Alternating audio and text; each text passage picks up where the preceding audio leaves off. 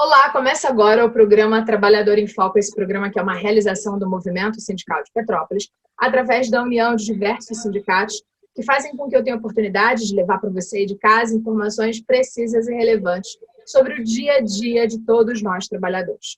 No programa de hoje, eu tenho o prazer de conversar com Yuri Moura, que é vereador eleito para a Câmara de Vereadores daqui de Petrópolis pelos próximos 4 anos.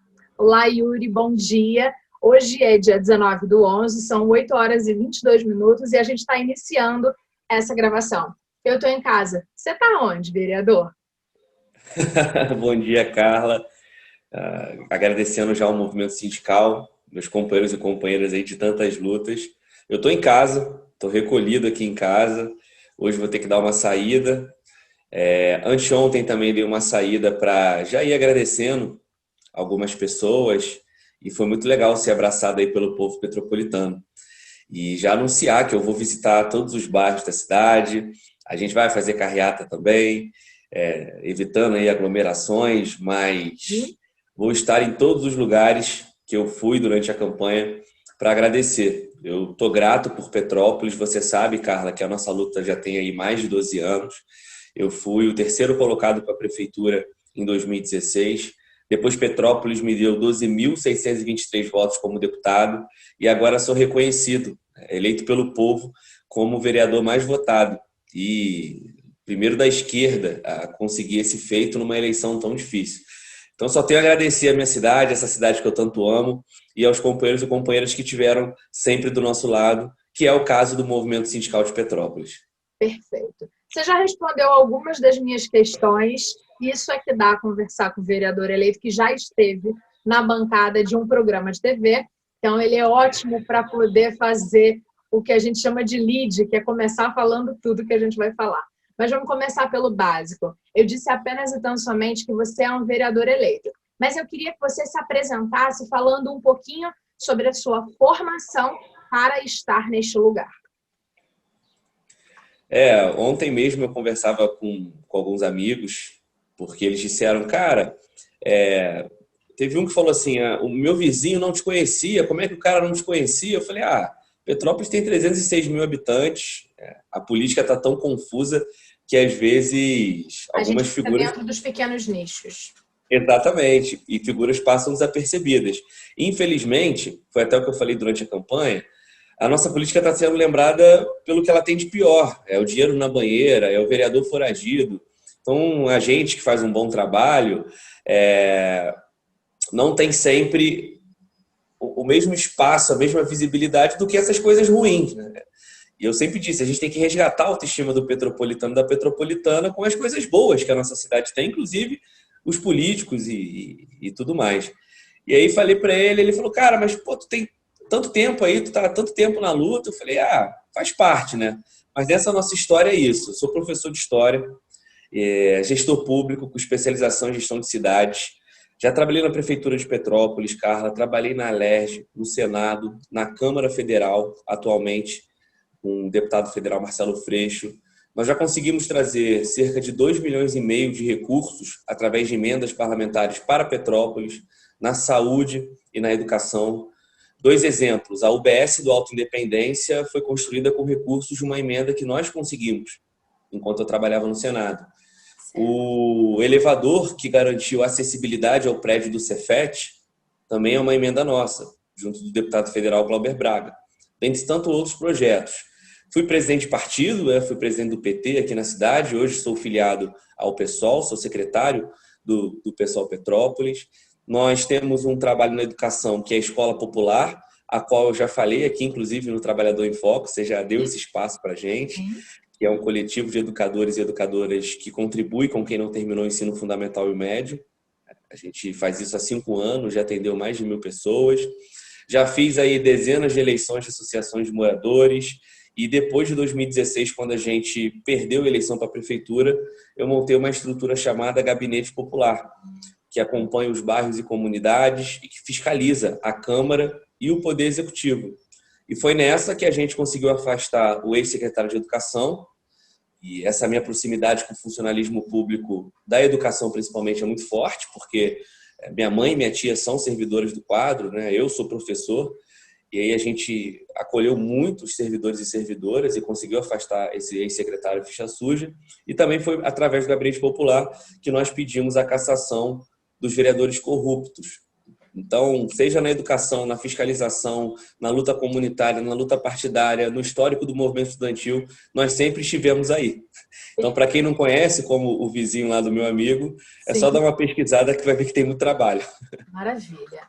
Uma coisa que você falou foi a respeito, que você falou com muita tranquilidade, o que me leva a crer que eu posso perguntar com a mesma tranquilidade, foi a mudança de partido. A gente fala sempre da questão da infidelidade partidária, que é uma questão que deve ser sempre levada em consideração. No seu caso, você não tinha mandato, de forma que você poderia, a qualquer momento, trocar de partido. Mas eu queria que você falasse um pouquinho o que fez você sair do PT, num cargo tão importante, e ir para o PSOL.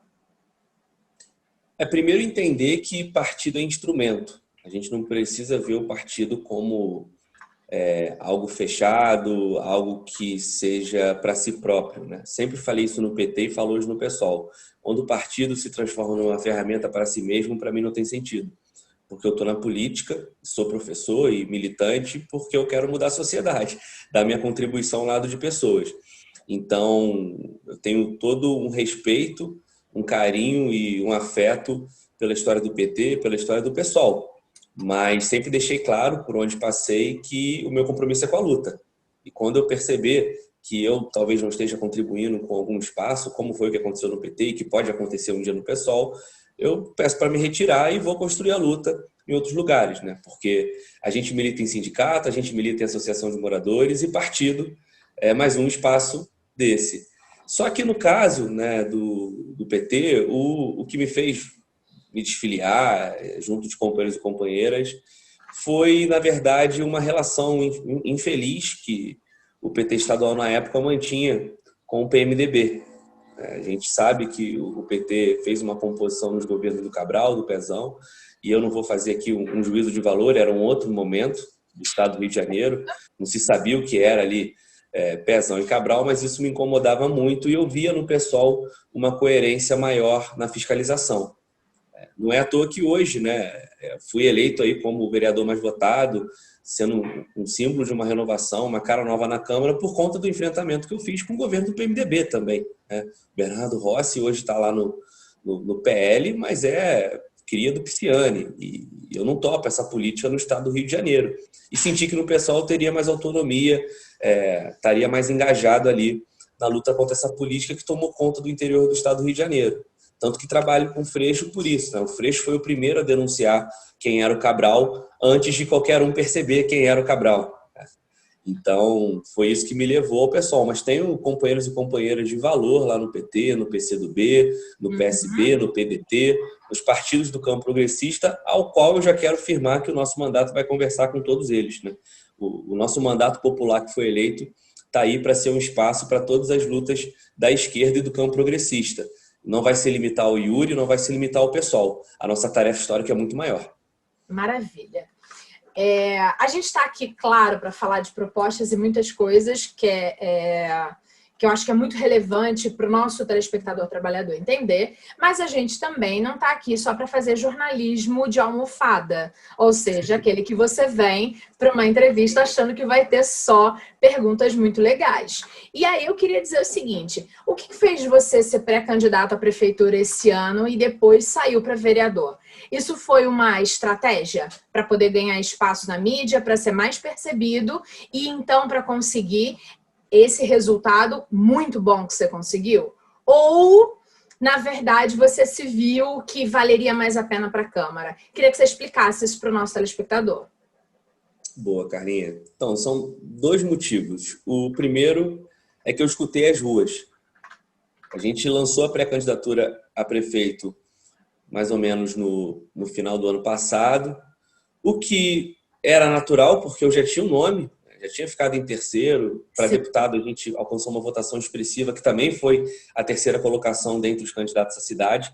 Em 2018, só quem teve mais voto do que eu na cidade para deputado foi a vereadora mais votada, que é a Gilda, E o que está concorrendo agora no segundo turno, o Rubens Bom Tempo, que foi prefeito 3 vezes. Então, já era claro um crescimento nosso.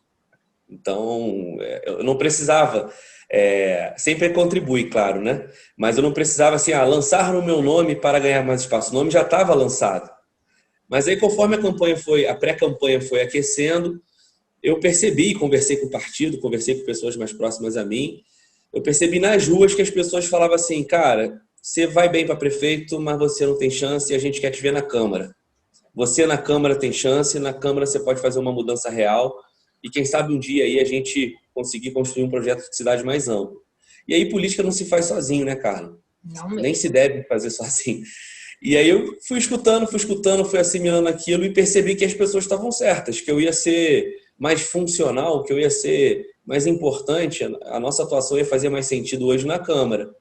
E tomamos essa decisão. Não foi uma decisão fácil, porque eu estava preparado para ser candidato a prefeito, né? Pensava nisso, me portava dessa forma. Mas conforme eu fui conversando com quem sempre construiu comigo as candidaturas, fez sentido para todos nós. E aí, né, apostamos e acertamos na tática. E o segundo motivo é mesmo um compromisso com a cidade, que vai para além, né, do que a gente acha que é melhor fazer para ganhar a eleição, né? Ganhar a eleição não pode ser o fim, né? É um meio. E o que a gente acha que é melhor para a cidade é o seguinte: a Câmara Municipal vive a sua maior crise política da história. Foram 6 vereadores afastados, dentre eles 2 eram presidentes da casa, uma Câmara que se confunde com o Executivo. A relação do Bernardo Rossi com o Paulo Igor e com o Dudu é absurda. Então, você viu uma Câmara que não fiscalizava o Executivo, uma Câmara omissa, uma Câmara que estava ali só para assinar o que o prefeito mandava. E a gente não queria isso. E o principal, no momento da política nacional que tem um crescimento da extrema-direita, que não quer saber da democracia, que não quer saber do povo trabalhador, que não quer saber do povo mais pobre. Então, ter um mandato é estratégico para defender aquilo que a gente acredita, que é a luta dos trabalhadores e trabalhadoras. E numa cidade como a nossa, que nós não temos, até agora temos, né, uma representação progressista, uma representação popular, era estratégico. E acertamos de novo, né? E tenho certeza que isso vai se consolidar em muito trabalho para a cidade nos próximos 4 anos. Perfeito. Quais foram as suas principais propostas de campanha? O que você falou com o povo na rua para conseguir ser o mais bem votado? Além, é claro, de tudo que você já fez. O primeiro é diminuir a distância entre a Câmara e a vida das pessoas, Carla.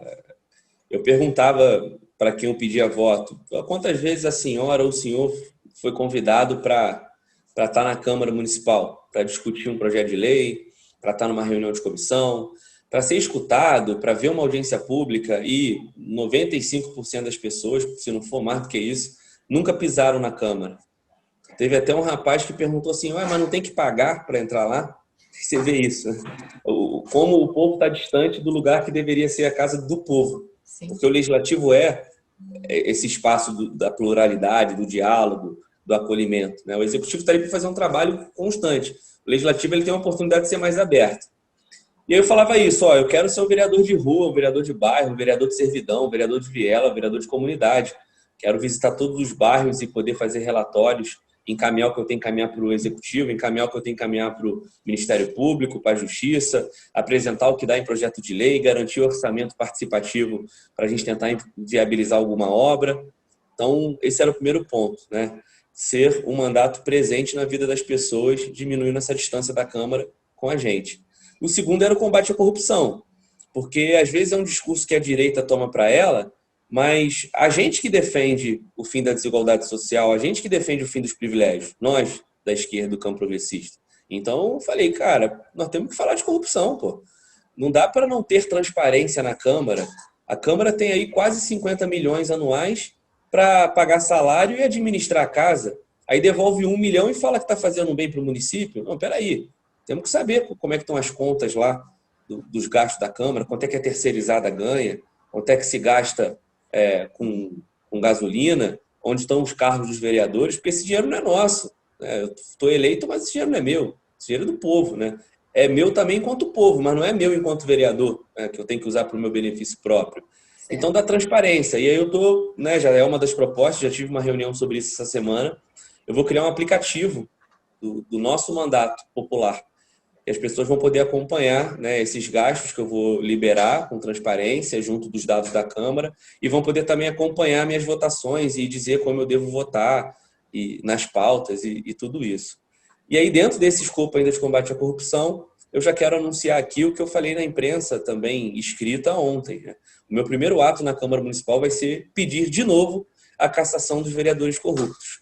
Não caducou o que eles fizeram, ainda tem quebra de decoro parlamentar, ainda é uma postura antiética e eu vou pedir de novo a cassação. E faço um apelo aqui aos meus pares, né, aos vereadores eleitos e à vereadora eleita, com os quais eu vou conversar um a um para que assinem comigo a cassação dos 2 corruptos que voltaram.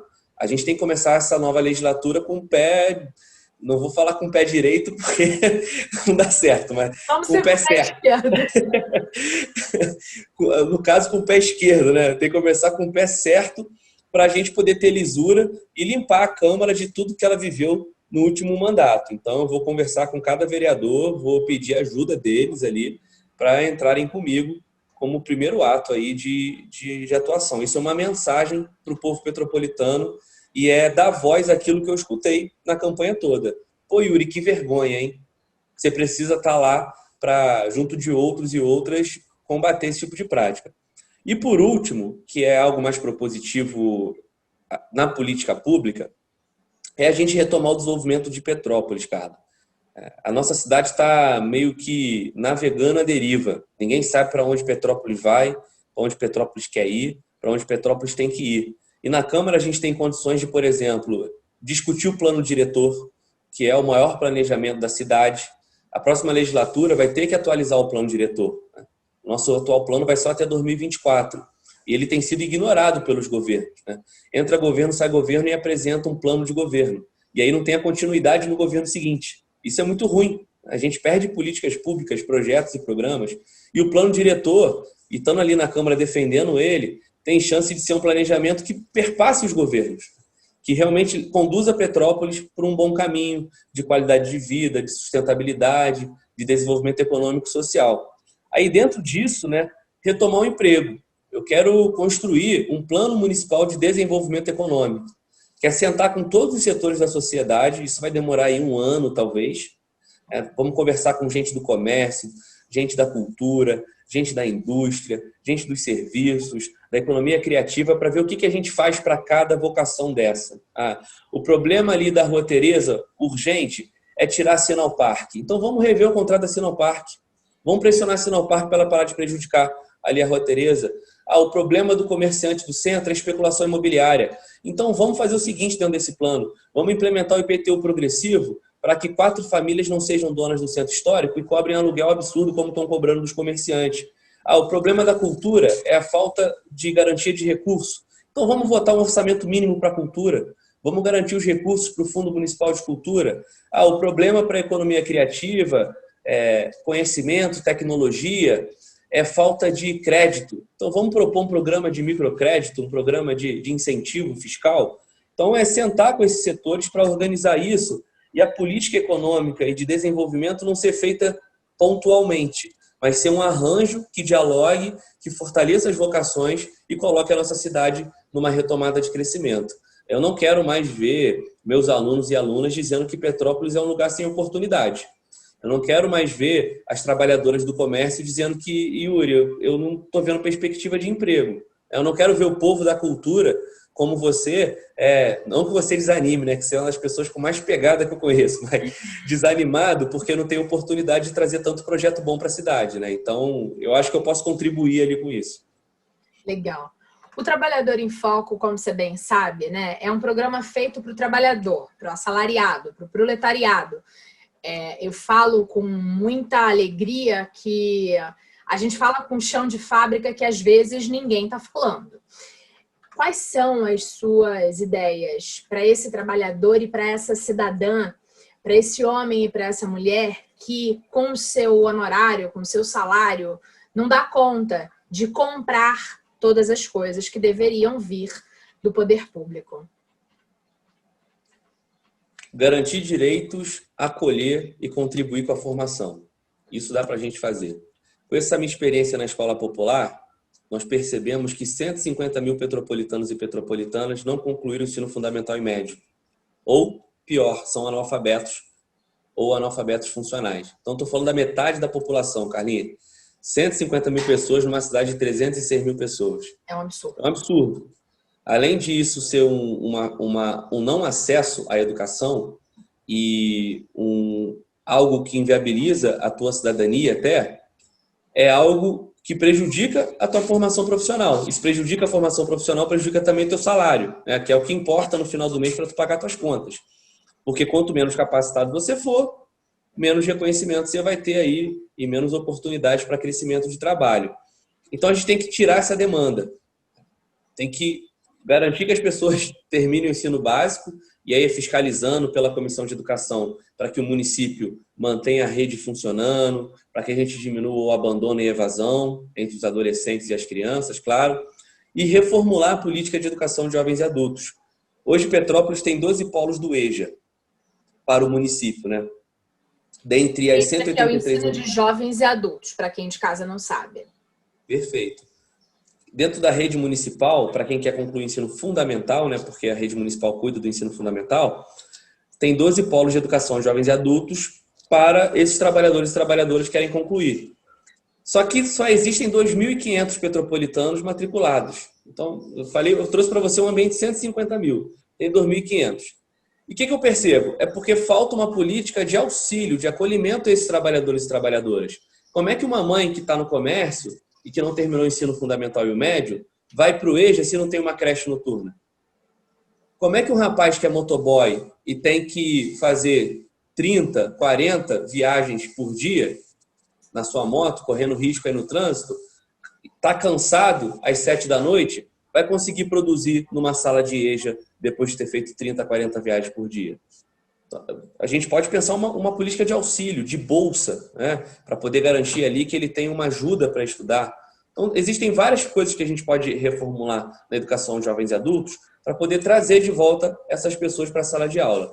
E aí, junto disso, integrar a educação de jovens e adultos com o ensino profissionalizante.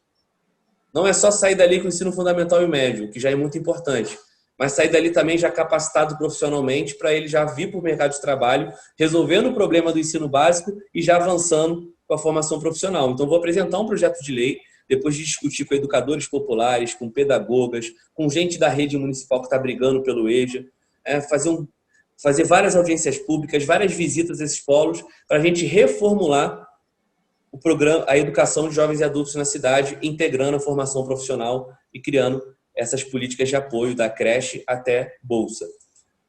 Segundo ponto, para além dessa capacitação, é ter o acolhimento no nosso mandato para denunciar as covardias que acontecem, né? É estar junto do movimento sindical para saber o que está acontecendo nas fábricas, no comércio, né, nos bancos.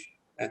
Tá lá, os sindicatos bancários, por exemplo, existe uma série de leis municipais que regulamentam o tempo para atendimento, que regulamentam a presença do vigilante lá, conversei com o Linhares já sobre isso, e as leis não são cumpridas.